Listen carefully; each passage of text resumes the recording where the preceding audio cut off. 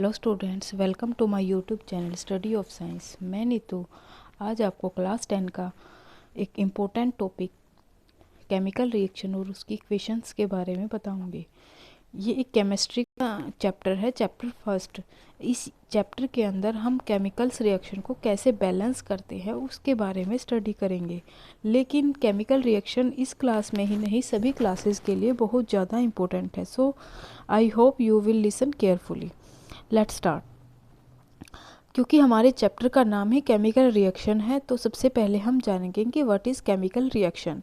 Chemical reaction वो process है जिसके अंदर कोई भी सब्सटेंस को जब वो केमिकल चेंज करता है और केमिकल चेंज करके एक नया सब्सटेंस बनाता है, और वो सब्सटेंस जब बनता है तो उसकी जो प्रॉपर्टीज़ होती हैं वो पुराने सब्सटेंस से बिल्कुल ही डिफरेंट होती हैं।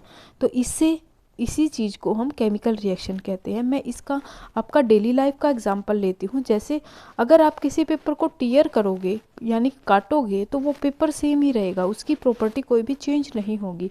तो ऐसे चेंज को तो फिजिकल चेंज बोलेंगे, लेकिन केमिकल चेंज क्या होता है? जैसे आपने किसी लकड़ी को बर्न किया, बर्न करने के बाद और लकड़ी जब थी तो उसकी जो केमिकल प्रॉपर्टी और जो राख बची है उसकी केमिकल जो प्रॉपर्टी है वो दोनों डिफरेंट है। तो वो जो केमिकल रिएक्शन हुई है लकड़ी और राख के बीच में, उसको हम बोलते हैं केमिकल रिएक्शन। ये डेली लाइफ का एग्जाम्पल था जिसको आप समझ सकते हैं।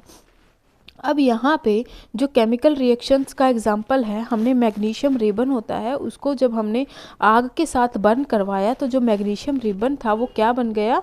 एक पाउडर बन गया, वाइट पाउडर की फॉर्म में चेंज हो गया। अब यहाँ पे जो मैग्नीशियम रिबन था, यानी यहाँ पे मैग्नीशियम रिबन आपको दिखाई दे रहा है, ये मैग्नीशियम रिबन अलग चीज़ का था, अलग केमिकल प्रॉपर्टी थी इसकी, और जब ये राख बन गया तो ये वाइट कलर का पाउडर हो गया। तो इसको हम क्या बोलते हैं? केमिकल रिएक्शन बोलते हैं। आई होप आपको केमिकल रिएक्शन के बारे में क्लियर हो गया होगा। अब हम कब समझेंगे कि केमिकल रिएक्शन हो चुकी है? अगर कोई भी सब्सटेंस अपने स्टेट को चेंज कर दे, या कोई भी सब्सटेंस अपने कलर को चेंज कर दे। स्टेट का मतलब है सॉलिड है तो लिक्विड हो जाए, या फिर लिक्विड है तो गैस हो जाए, या सॉलिड है तो गैस हो जाए। इस तरह से स्टेट को चेंज कर दे, या फिर अपने कलर को चेंज कर दे, या फिर बर्न करने के बाद कोई भी गैस निकाले, या फिर अपने टेम्परेचर को चेंज कर दे। ठीक है, ये चार चीज़ें अगर किसी भी सब्सटेंस में रिएक्शन के बाद हो रही हैं तो हम ये समझते हैं कि केमिकल रिएक्शन हो चुकी है। नेक्स्ट, उसके बाद केमिकल रिएक्शन और इक्वेशन में डिफरेंस होता है। केमिकल रिएक्शन तो हो चुकी है, अब इक्वेशन क्या है? केमिकल इक्वेशन का मतलब है जो मैग्नीशियम रिबन वाला हमने एग्जांपल लिया, यानी हमने मैग्नीशियम लिया और उसको हमने क्या किया, जब हमने बर्न किया तो आग जब जलती है तो ऑक्सीजन गैस क्या होती है? इवॉल्व होती है उसके अंदर। तो ऑक्सीजन गैस के साथ रिएक्ट करवाया। अब ऑक्सीजन गैस के साथ जैसे ही उसने रिएक्ट किया तो क्या बना? मैग्नीशियम ऑक्साइड बन गया। ठीक है, अब ये जहाँ जो बना है मैग्नीशियम और ऑक्सीजन, ये दोनों क्या है? रिएक्टेंट है, और ये जो मैग्नीशियम ऑक्साइड है ये क्या है? हमारा प्रोडक्ट है। तो इस तरह से केमिकल इक्वेशन में दो चीज़ें इन्वॉल्व होती है, एक रिएक्टेंट होता है और एक प्रोडक्ट होता है। जो इनिशियल यानी स्टार्टिंग में जो भी सब्सटेंस होता है उसको रिएक्टेंट बोलते हैं, और जो लास्ट में फॉर्म होता है उसको हम क्या बोलते हैं? प्रोडक्ट बोलते हैं। आई होप ये क्लियर हो गया होगा। इसको हम शॉर्ट फॉर्म में भी लिख सकते हैं केमिकल रिएक्शन को। देखो कितनी शॉर्ट फॉर्म हम यूज़ करते आएंगे। सबसे पहले हमने पूरी लाइन लिखी थी कि when magnesium ribbon is burn with in the presence of oxygen it form magnesium oxide. फिर हमने क्या किया, बड़ी लाइन लिखने की बजाय हमने सिर्फ एक लाइन में इसको कवर कर दिया कि magnesium plus oxygen is, arrow लगा के, एरो का मतलब है रिएक्शन हो चुकी है, और उसके बाद मैग्नीशियम ऑक्साइड। ठीक है, अब उसके बाद हमने क्या किया, हमें ये भी चीज़ थोड़ी बड़ी लगने लगी, और उसके बाद हमने सोचा हम इसकी शॉर्ट फॉर्म यूज़ करते हैं। मैग्नीशियम को हमने लिखा Mg, ऑक्सीजन को हमने लिखा O2, और क्या बन गया? MgO, यानी मैग्नीशियम ऑक्साइड। अब देखो आपको मैग्नीशियम तो एक ही दिख रहा है ना, यहाँ पर भी मैग्नीशियम एक ही है, यहाँ पर ऑक्सीजन दो है या एक है? दो है, और इधर ऑक्सीजन कितनी है? दो है या एक है? एक है। तो इसका मतलब यहाँ पे ऑक्सीजन 2 है और यहाँ पर एक ही है। अब एक ऑक्सीजन कहाँ गई? वो तो यहाँ आनी चाहिए थी लेकिन नहीं आई। तो अगर ये नहीं मिलती है, ये बैलेंस नहीं है, यानी इसका वेट और इसका वेट दोनों इक्वल होने चाहिए, लेकिन ये यहाँ पर इक्वल नहीं है। तो इसका मतलब ऐसी केमिकल इक्वेशन को क्या बोलते हैं? स्केलेटल केमिकल इक्वेशन या unbalanced chemical equation. I hope ये बैलेंस और अनबैलेंस केमिकल इक्वेशन आपको क्लियर हो गई होगी।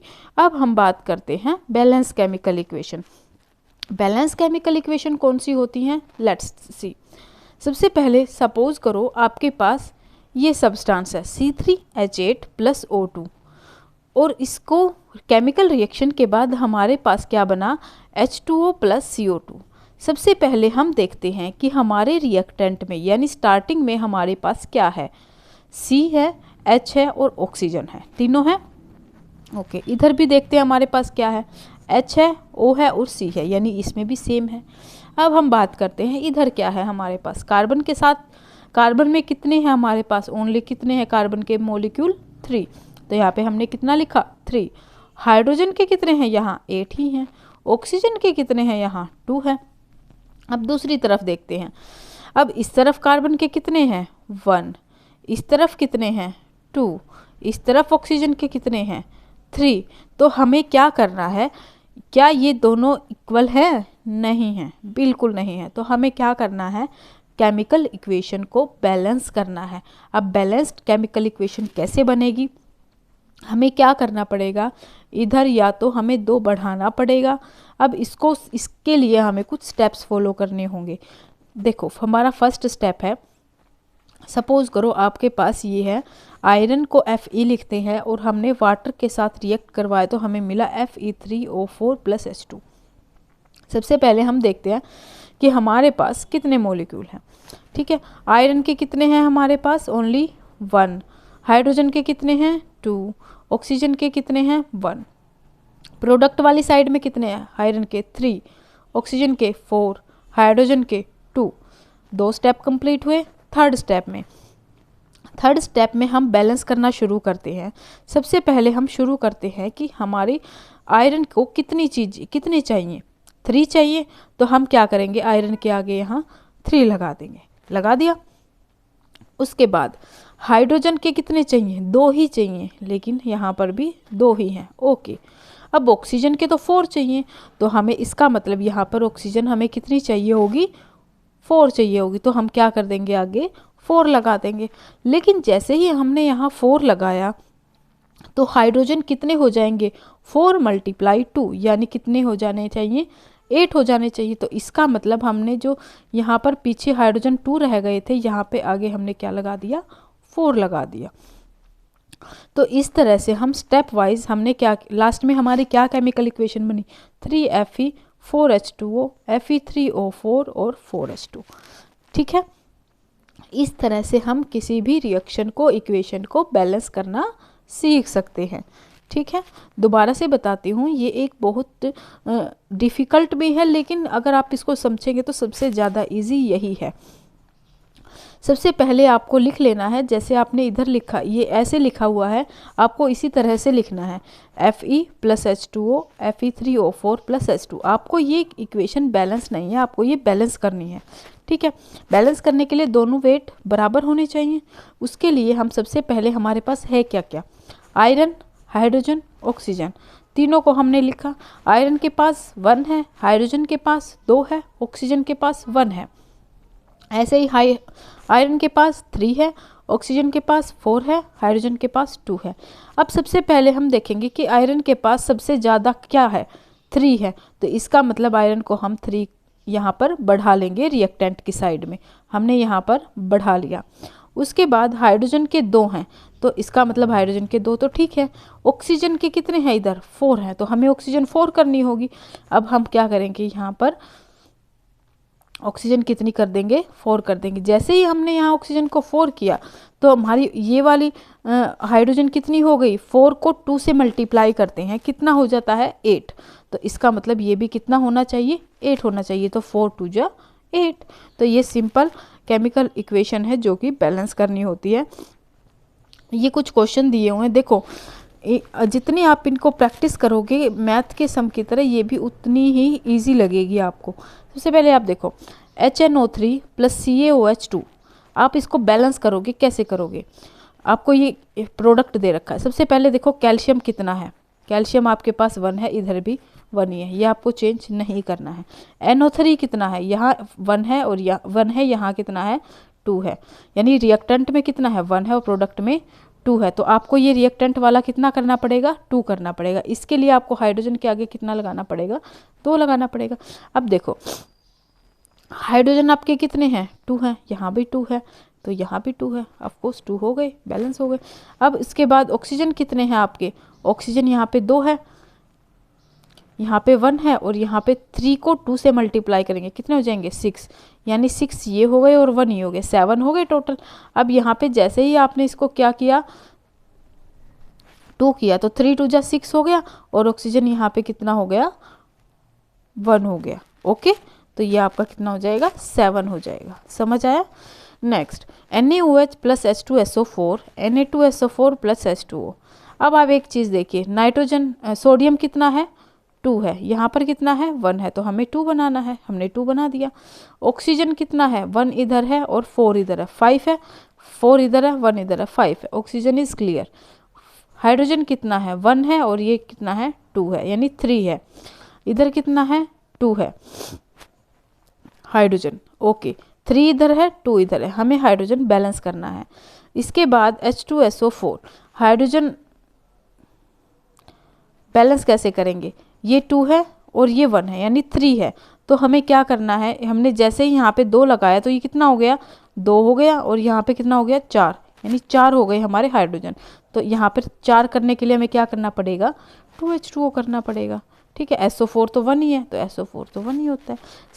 SO4 को हम इकट्ठा ही लिखते हैं, अलग अलग नहीं लिखते। अलग अलग लिखना चाहे तो भी हमारा ये बैलेंस ही हो जाएगा। ठीक है, NaCl plus AgNO3 AgCl3 plus NaNO3, देखो कितना इजी है।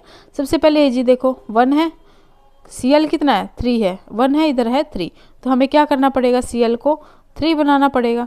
तो इसका मतलब Cl को 3 कैसे बनाएंगे, Cl के पास 3 लिख देंगे, यानी नीचे हम कितना लिख देंगे 3, क्योंकि हमें Na को 3 नहीं बनाना है, हमें सिर्फ क्या करना Cl को 3 बनाना, तो हम Cl के पास ही क्या लिखेंगे 3 लिखेंगे। उसके बाद AgNO3 NO3 कितना है, NO3 तो NO3 एक ही है, तो हम NO3 को चेंज करेंगे ही नहीं, उतना ही रहेगा। उसके बाद Na कितना 1 है तो Na भी 1 ही रहेगा। हमने क्या किया है, सिर्फ क्लोरीन को कितना किया 3 किया है। Next BaCl2 plus H2SO4 BaSO4, तो ये तो क्या हो रही है इक्वल, बिल्कुल सिंपल है, BaSO4 Ba भी एक है और SO4 भी एक ही है। ठीक है, HCl इसमें क्या है, हाइड्रोजन भी 2 है और क्लोरीन भी 2 है, हमें क्या करना पड़ेगा दोनों को 2 बनाना पड़ेगा, तो हाइड्रोजन और हाइड्रोजन क्लोराइड के आगे क्या कर देंगे 2 कर देंगे, सिंपल। तो ये केमिकल इक्वेशन जितनी आप प्रैक्टिस करोगे उतना ज़्यादा क्या रहेगा, अच्छा रहेगा। उसके बाद जो केमिकल रिएक्शंस होती हैं मेनली 5 टाइप की होती हैं। ठीक है, सबसे पहले हम पढ़ते हैं कम्बिनेशन। कम्बिनेशन मतलब कंबाइन, जब 2 रिएक्टेंट ए और बी, 2 रिएक्टेंट कंबाइन होके ए बी बनाते हैं प्रोडक्ट में, उसको कम्बिनेशन बोलते हैं। Here you can see A reactant और बी रिएक्टेंट दोनों ने मिले और क्या बन गया प्रोडक्ट ए बी बन गया। अब ये कैल्शियम ऑक्साइड रिएक्टेंट है, इसको हम कैसे करेंगे, देखो कैल्शियम ऑक्साइड और हार्ड ग्लास वाटर, तो ये क्या बन गया CaO, और इसको जब हमने हार्ड ग्लास वाटर के साथ किया तो ये दोनों क्या हो गए जुड़ गए, तो क्या बन गया CaOH। ठीक है, कैल्शियम हाइड्रोक्साइड। ठीक है, कैल्शियम ऑक्साइड को H2O के साथ रिएक्ट करवाया तो हमें क्या मिला, पानी मिला और कैल्शियम हाइड्रोक्साइड मिला, यानी CaOH मिला, यानी दोनों क्या हो गए जुड़ गए ना, एक बना दिया ना दोनों ने, तो इसका मतलब ये क्या है एक कम्बिनेशन रिएक्शन है।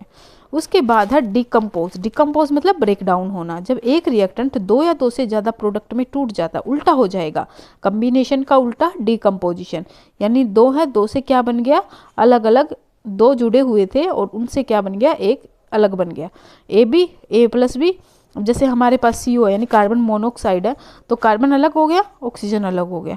अगर हमें बड़ी रिएक्शन करनी है, जैसे CaOH2 है, तो इसको अगर हम अलग करेंगे, ये पूरा एक है CaO + H2O, आप ये भी लिख सकते हैं और ये भी लिख सकते हैं, आपकी मर्जी है। लेकिन आपको क्लियर होना चाहिए कि जनरल फॉर्म में क्या था AB, और ब्रेक डाउन होकर क्या बन गया A + B। उसके बाद है डिस्प्लेसमेंट रिएक्शन। डिस्प्लेसमेंट रिएक्शन में क्या होता है, डिस्प्लेस हो जाता है।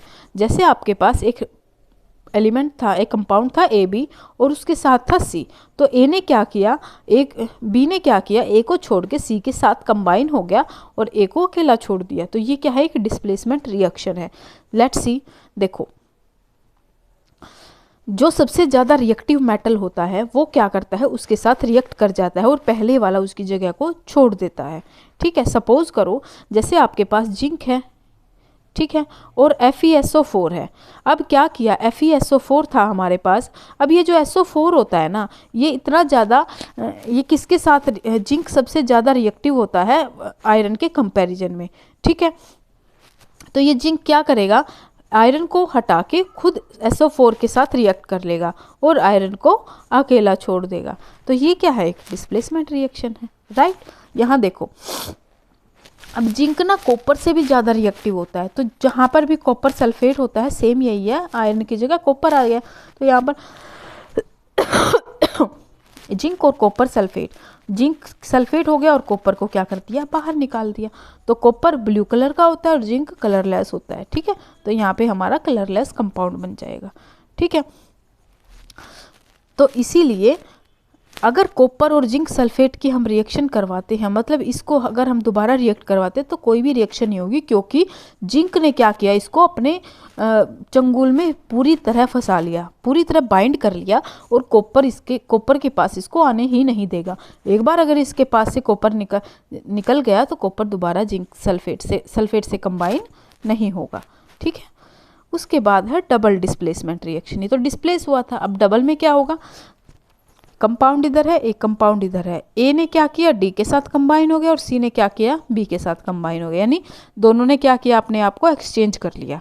ठीक है, तो ये A एंड C कटायन है और B एंड D एनायन है, यानी नेगेटिव पॉजिटिव क्या रहेंगे, एक दूसरे को अट्रैक्ट कर लेंगे। जैसे ये A है हमारा Ag, B है हमारा NO3, C है हमारा Na और D हमारा Cl। तो क्या करेगा, NO3 तो Na से कंबाइन हो जाएगा और क्लोरीन इसको इसका साथ पसंद नहीं है, इसको इसका साथ पसंद नहीं है, दोनों ने क्या किया, एक दूसरे को एक्सचेंज कर लिया। इसने कहा कि मैं इसको ले लेता हूँ और क्लोरीन ने कहा मैं उसके पास चला जाता हूँ। तो इस तरह से हमारी डबल डिस्प्लेसमेंट रिएक्शन कंप्लीट हो गई। ओके, फिर आती है हमारी डिकम्पोज मतलब ब्रेक डाउन होना। डिकम्पोज मतलब ब्रेक डाउन होना, एक से किस में हो गया, दो में ब्रेक डाउन हो गया। ये हमने पहले भी पढ़ा है, हम पढ़ चुके हैं। उसके बाद आता है एक्सोथर्मिक और एंडोथर्मिक रिएक्शन क्या होती है। एक्सो मतलब बाहर, एंडो मतलब अंदर, थर्मिक मतलब हीट। जैसे ही हीट बाहर निकलती है तो वो एक्सोथर्मिक होती है। एंडो मतलब अंदर जाना, जैसे ही हीट अंदर आती है तो वो एंडोथर्मिक रिएक्शन होती है। फॉर एग्जांपल, जैसे हम जो सफ़ेदी होती है उसको जैसे ही पानी में घोलते हैं, बहुत सारी अमाउंट में धुआं सा निकलता है, हीट निकलती है, वो जो रिएक्शन होती है उसको एक्सोथर्मिक रिएक्शन बोलते हैं, राइट। यानी कैल्शियम ऑक्साइड को जब हमने पानी में मिलाया तो क्या बन गया हमारा, कैल्शियम हाइड्रोक्साइड। ठीक है, और हीट बाहर निकल गई, बहुत सारी हीट निकलती है, और इसके पास ज़्यादा एनर्जी होती है रिएक्टेंट के कंपैरिजन में, क्योंकि जलने के बाद ये ज़्यादा हीट बाहर निकलता तो एनर्जी ज़्यादा होगी। अब इसमें क्या होता है, इसमें एंडोथर्मिक होता है, ये एब्जॉर्ब करता है। जो सिल्वर ब्रोमाइड है, जैसे हमने उसमें धूप में रखा उसको, ये क्या बन गया, सिल्वर अलग निकल गया, ब्रोमीन अलग निकल गया, और साथ में क्या किया, सनलाइट ली है ना, इसने सनलाइट ली है तभी तो ब्रोमीन और सिल्वर अलग निकले हैं। तो ली है मतलब अपने अंदर एब्जॉर्ब करी है, तो उसको हम बोलेंगे क्या, एंडोथर्मिक रिएक्शन। और इसके पास एनर्जी रिएक्टेंट से क्या होती है, ज़्यादा होती है। ठीक है, प्रोडक्ट की एनर्जी रिएक्टेंट से ज़्यादा होती है। अब लास्ट आपका टॉपिक है ऑक्सीडेशन एंड रिडक्शन। ऑक्सीडेशन, नाम से ही पता चल रहा है ऑक्सीडेशन क्या होता है, कम्बिनेशन ऑफ ऑक्सीजन, यानी ऑक्सीडेशन का मतलब है ऑक्सीजन का ऐड होना, रिडक्शन का मतलब है ऑक्सीजन का कम होना। तो ऑक्सीजन को ऐड करेंगे, ठीक है, और जब ऑक्सीजन ऐड होता है तो यहाँ से दो ये जो होते हैं ना, टू दो इलेक्ट्रॉन क्या हो जाते हैं, लूज हो जाते हैं, और ऑक्सीडेशन नंबर भी क्या हो जाता है, बढ़ जाता है। ऑक्सीडेशन जब होती है तो ऑक्सीडेशन नंबर बढ़ जाएगा जैसे ही ऑक्सीजन उसमें ऐड होगी, ठीक है, और इलेक्ट्रॉन क्या हो जाएंगे, उसमें से बाहर निकल जाएंगे। ठीक, अब देखो Mg है और ये MgO है, इसमें क्या हुई है, ऑक्सीजन ऐड हुई है, तो किस चीज़ का ऑक्सीडेशन हुआ है, मैग्नीशियम का ऑक्सीडेशन हुआ है, मैग्नीशियम का, और रिडक्शन किसका हुआ है, यहाँ से ऑक्सीजन का ही। देखो यहाँ से क्या हो रहा है, कम्बिनेशन ऑफ मैग्नीशियम, यहाँ पे क्या हो रहा है, मैग्नीशियम ऐड हो रहा है, gain of 2 electron by oxygen, यानी क्या हो रहा है, 2 इलेक्ट्रॉन ऑक्सीजन से गेन हो रही हैं, और ऑक्सीडेशन नंबर भी इसका क्या हो रहा है, कम हो रहा है। तो मतलब क्या है, ये रिडक्शन हो रहा है इनके, क्योंकि यहाँ से क्या जा चुकी है, ऑक्सीजन जा चुकी है, जहाँ से ऑक्सीजन चली जाएगी वो रिडक्शन, जहाँ ऑक्सीजन ऐड हो जाएगी वो ऑक्सीडेशन। अब एक चीज़ और है कि जो चीज़ ऑक्सीडाइज होती है वो होता है रिड्यूसिंग एजेंट, और जो चीज़ रिड्यूस होती है वो होता है ऑक्सीडाइजिंग एजेंट। अंडरस्टैंड? तो ये दोनों आई होप आपको क्लियर होंगे। उल्टा होगा, यानी जो ऑक्सीडाइज होती है जो चीज़ वो होता है रिड्यूसिंग एजेंट, और जो रिडक्शन होता है जिसके अंदर वो होता है ऑक्सीडाइजिंग एजेंट। ठीक है, तो आपने इस चैप्टर में क्या क्या पढ़ा, सबसे पहले केमिकल रिएक्शन क्या होती है, बैलेंस कौन सी होती है, अनबैलेंस कौन सी होती है, combination reaction, decomposition reaction, displacement reaction, double displacement reaction, exothermic, endothermic, हमने इनके बारे में पढ़ा। ठीक है, अब उसके बाद ऑक्सीडेशन में गेन ऑफ ऑक्सीजन होता है और लॉस ऑफ हाइड्रोजन भी होता है, रिडक्शन में लॉस ऑफ ऑक्सीजन होता है और गेन ऑफ हाइड्रोजन होता है, ये दोनों उल्टे होते हैं एक दूसरे के। आई होप ये दोनों टर्म आपको क्लियर हो गई होंगी। तो कल हम इस चैप्टर की एक्सरसाइज के बारे में पढ़ेंगे। अगर इस चैप्टर से रिलेटेड आपको कोई भी डाउट है तो आप मुझे कमेंट सेक्शन में लिख सकते हैं। Thank you and subscribe, like, share and subscribe my channel. Thank you.